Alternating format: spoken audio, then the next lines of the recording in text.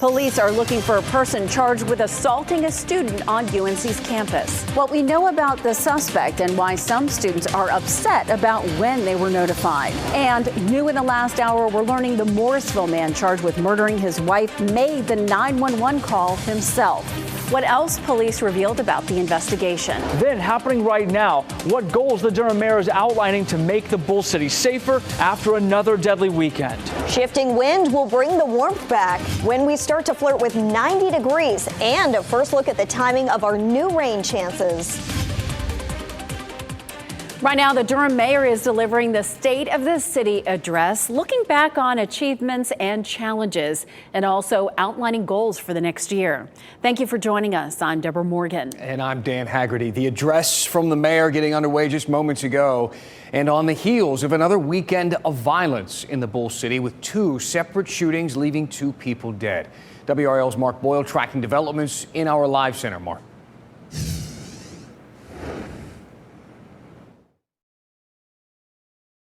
Mayor Elaine O'Neill, she is expected to touch on a number of topics tonight, including affordable housing, crime, and also the city's growth. The mayor will discuss the lack of affordable homes or housing options in the city. That has been a consistent complaint from residents. And at some point, we expect the mayor to tackle crime in the city.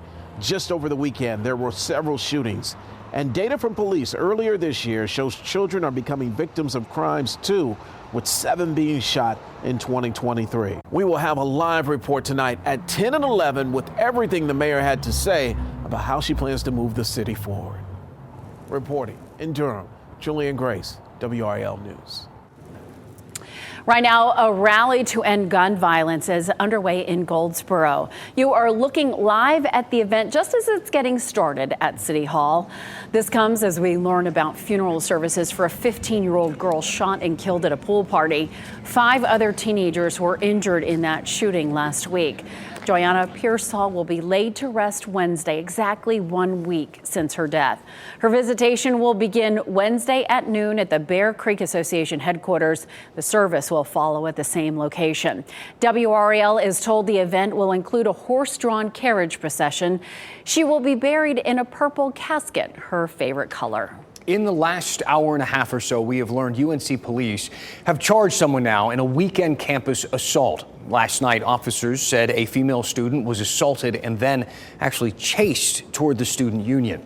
This comes after very serious crimes, things like rapes in the dorms and harassment on Franklin Street. It's left students feeling concerned for their safety on campus.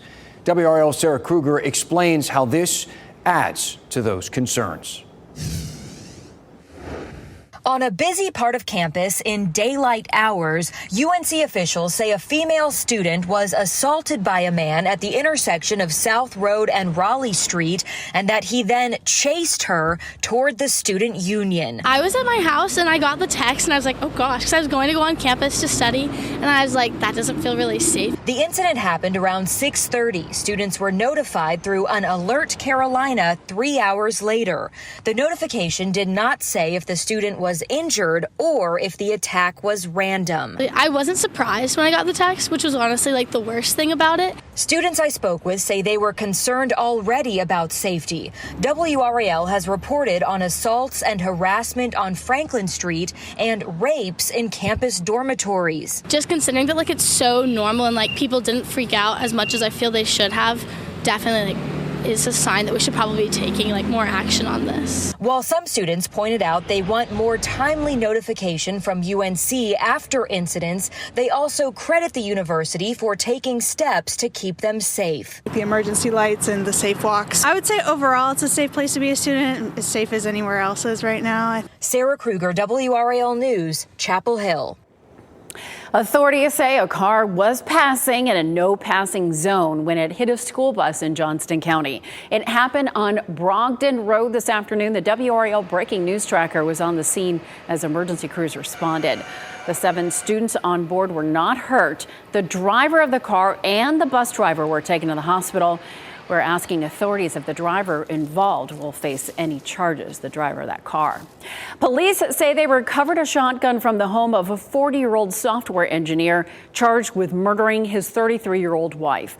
Michael Matthews is in jail without bond after appearing before a judge for the first time this afternoon.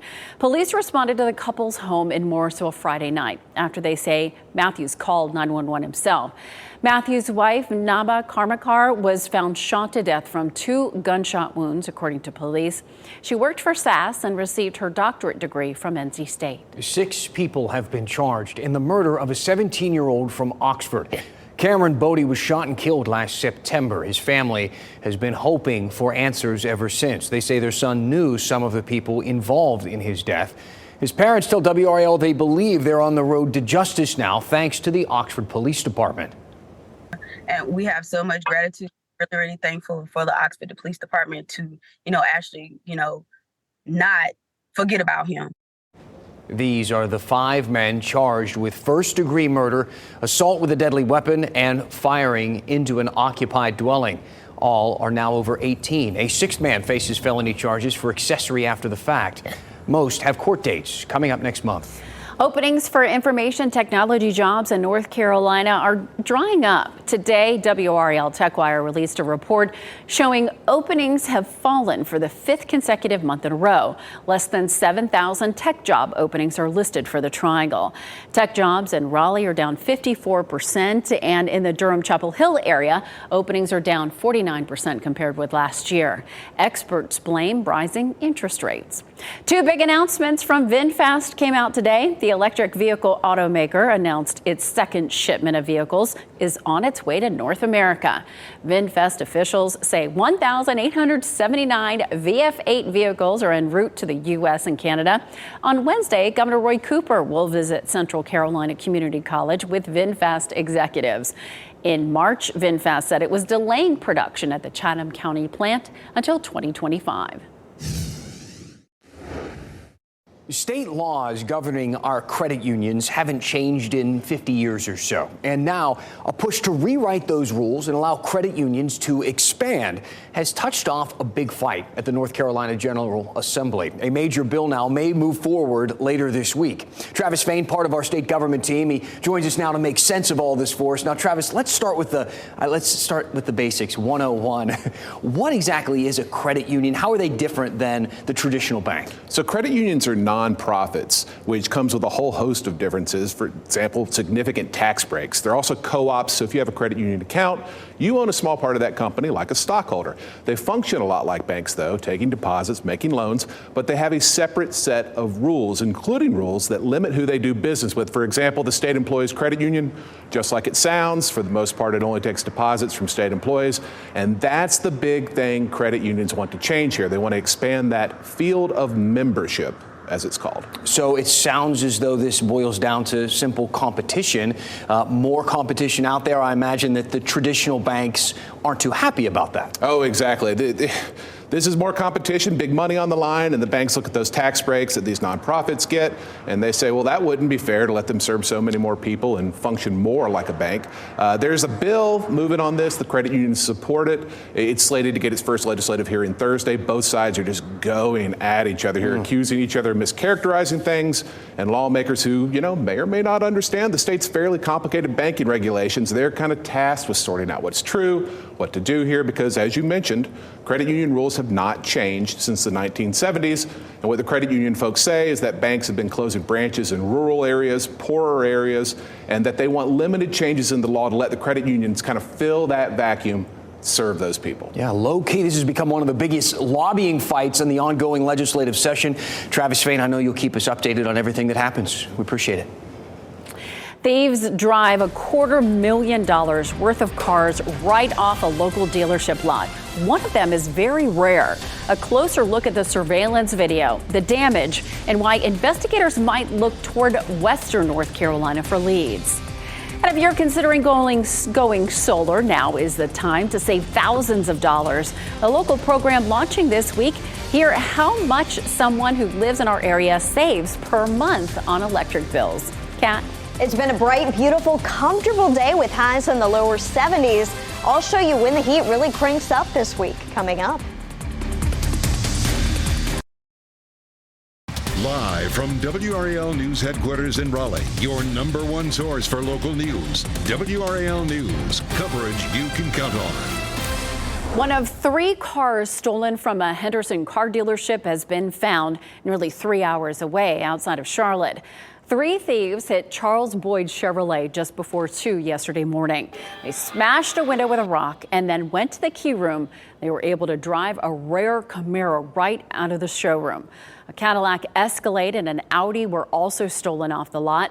Owner Brandon Boyd says the alarm system did not go off due to a malfunctioning sensor. This was almost 24 hours after the Marion, North Carolina, Chrysler Dodge Jeep Ram dealership was burglarized early Saturday. Henderson police have not responded to WRAL's request for an interview.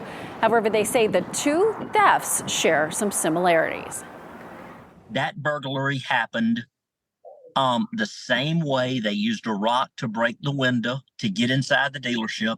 That burglary happened Saturday morning in the pre-dawn hours.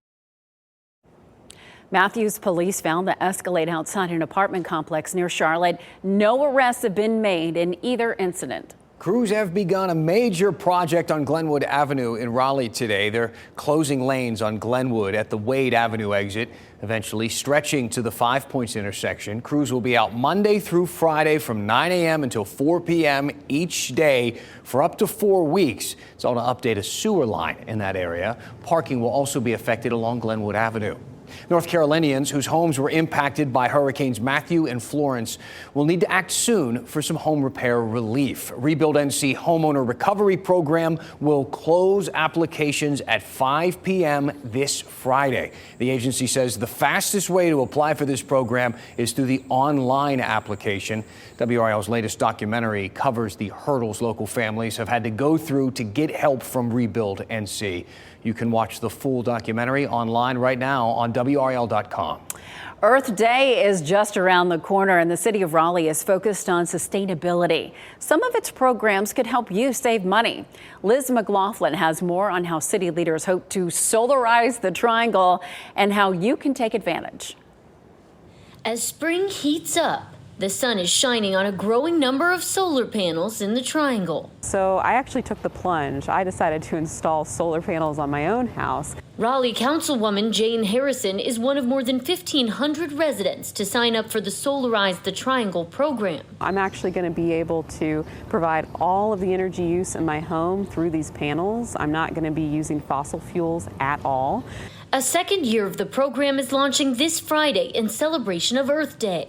Residents across the triangle can get thousands of dollars in savings on residential solar panel installation. And this year there will be even more subsidies for low-income residents.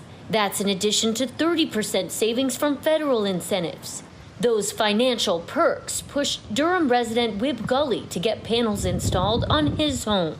We're paying $16 a month now, and that's a nice benefit.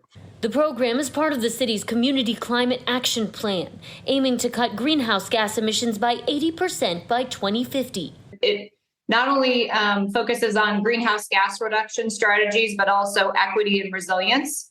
According to the recent progress report, 56% of Raleigh's emissions come from buildings and energy, with 42% from transportation and land use. The city of Raleigh is leading as much as we can, but then every individual also has to make, these actions at home. Councilwoman Harrison has started commuting via e-bike, one of the greenhouse gas cutting actions she hopes others will adopt.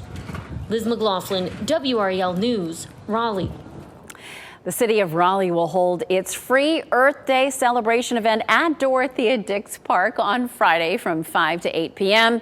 It will feature free document shredding, more than 50 vendors, electric vehicle demonstrations, and residents can sign up for the Solarize the Triangle program. A Marine Patrol officer went above and beyond this weekend, saving a sea turtle at the North Carolina coast. These are some pictures from Sunset Beach, right near the South Carolina border, rather. A deputy and volunteer found an injured sea turtle in the intracoastal waterway. They believe a boat propeller may have hit that turtle. They scooped it up and headed to shore. Now it's being taken care of in a rehab facility doing their part. Meteorologist Kat Campbell joining us. What a gorgeous shot of Beaufort behind you. We have some beautiful weather in store. Yes, we do. We've got great weather. You know, if you're headed out to that Dix Park event on Friday, we've got some nice weather and, of course, beautiful beach weather this week as well. A live look at Beaufort. It is a stunning evening. I have seen a couple of boats go by. Awfully jealous. What a place to be on a Monday. Tomorrow, it's beautiful as well. A little bit warmer than it was today. Still cool in the morning, but 77 degrees the high during the afternoon. Wednesday, we get up to 83 degrees with the sunshine. Boy, is it going to be beautiful. But by Thursday, we're in the upper 80s. We're really going to be heating up this week. The key here is we've got the warm weather and the sunshine, but without the humidity. And we know as we get closer to summer that these days will be limited. So make the most of this week. Checking out on the month of April, we have seen warmer than normal temperatures. So far this month, we're running more than 3 degrees above normal. Our average temperature about 63 degrees. And remember, that factors in both lows and highs. This is where it really gets interesting. We've had over 5 inches of rain, and month to date, we're over halfway through the month now, it's been the wettest April on record. We will see if that statistics hold as we get toward the end of the month, but definitely a wet month so far. And if your yard is like mine, after the rain I saw Friday, the grass is getting tall. And if you need to get that yard work done, it'll be a good week to do so.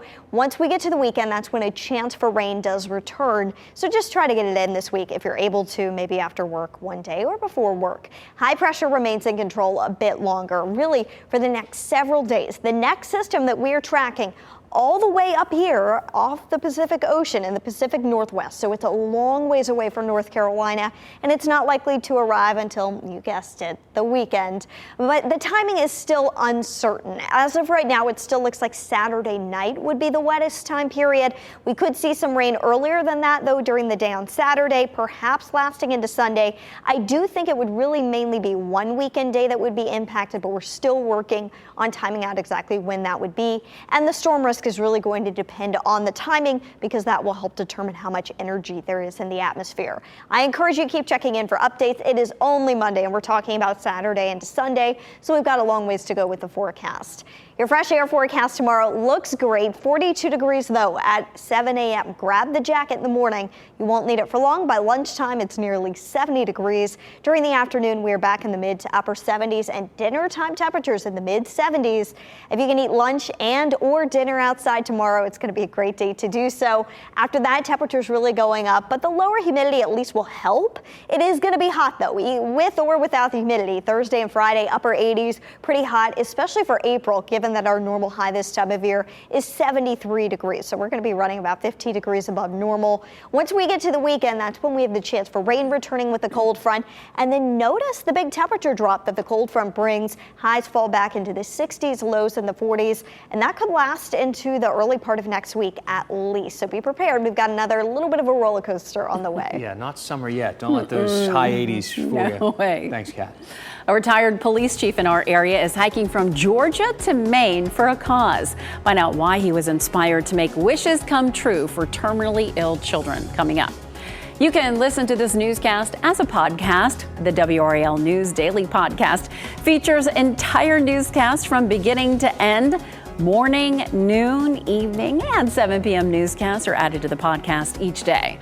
You can find WRAL News Daily in Apple Podcasts or wherever you listen.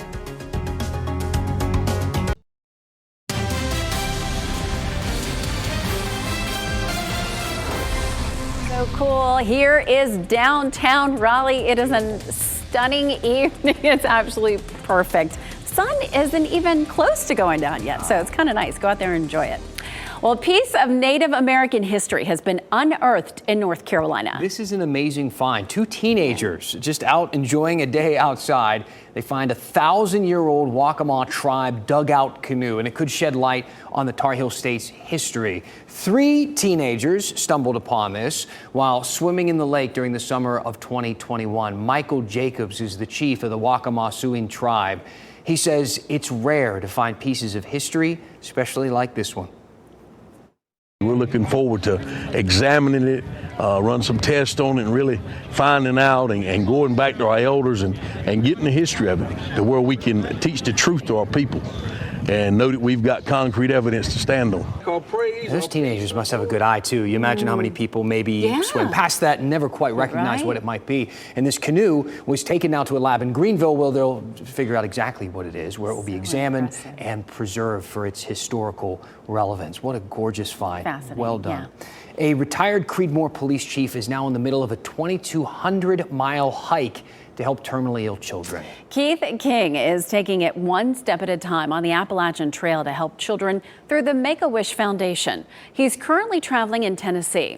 His wife, Tara, is his trail manager and is tracking him through GPS.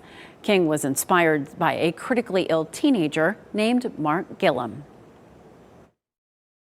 A young man by the name of Mark Gillum was my brother, not biological, but I was around for 12 of his 16 years of life, and he was granted a wish after battling terminal illness through cancer. Keith King helped Mark Gillum achieve his wish before he passed by going on a hunting expedition. His journey from Georgia to Maine is posted on Facebook. That'll keep you inspired when those those hikes start to feel long. Good for him. Well, a handful of students from our area will compete in the Scripps National Spelling Bee. Impressive. Isaiah Henry, a 5th grader from Durham. Angelo Alduff, a 7th grader from Fayetteville. Leela Retchel is a 7th grader from Harnett County, and Olivia Tolentino, 8th grader from Johnston County. Congratulations to all of them. They're among more than 200 students who qualified nationwide. The bee begins on May 28th. They have some time to practice. Stargazers are in for a treat starting this weekend. Yeah, the Lyrid meteor shower returns on Saturday. It continues for 2 weeks. It's an annual event each April when Earth runs into debris from the comet. In the U.S., NASA says the best time to look up will be around about 9 o'clock at night. The shower will peak April 21st and April 22nd, and it is a sight to see. Hopefully we'll have clear skies. Thanks so much for joining us here on WRAL News. Our next newscast is at 10 on Fox 50 and at 11 on WRAL. Have a great night.